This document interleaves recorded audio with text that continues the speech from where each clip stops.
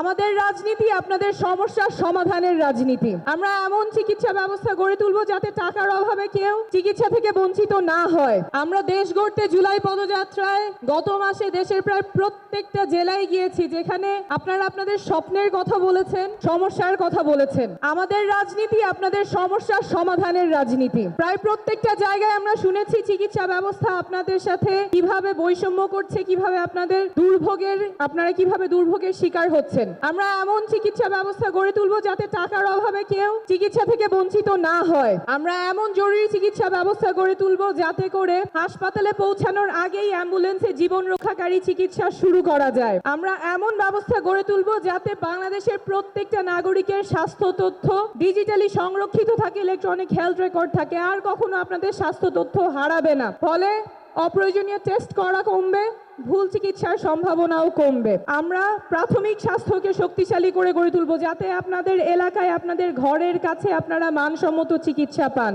আমরা মানসিক স্বাস্থ্যের প্রসার ঘটাবো।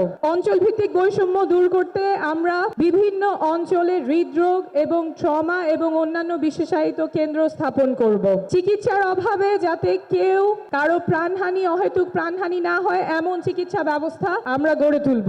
আমাদের অর্থনীতি এমন হবে, কল্যাণমুখী অর্থনীতি হবে, যেখানে সকলের কর্মসংস্থান নিশ্চিত হবে। শুধুমাত্র কর্মসংস্থান না, যেখানে একটা চাকরি নিশ্চিত হবে, মর্যাদাপূর্ণ চাকরি নিশ্চিত হবে, এমন কর্মসংস্থান নিশ্চিত হবে। শুধুমাত্র বেতন খেয়ে পড়ে বাঁচার অবস্থা, এমন কর্মসংস্থান আমরা চাই না। এমন কর্মসংস্থান চাই যেখানে নাগরিকের মর্যাদা থাকবে এবং ভালো করে বাঁচার সুযোগ দিবে। আমরা কর কাঠামো ন্যায্যভাবে ঢেলে সাজাবো যাতে করে ধনী গরিবের বৈষম্য দূর হয়। আমরা এমন রাজনীতি করব যাতে করে বাংলাদেশের প্রত্যেকটা নাগরিক রাজনীতিতে সক্রিয় অংশগ্রহণ করতে পারে, প্রত্যেকটা তরুণ রাজনীতিতে সক্রিয় অংশগ্রহণ করতে পারে।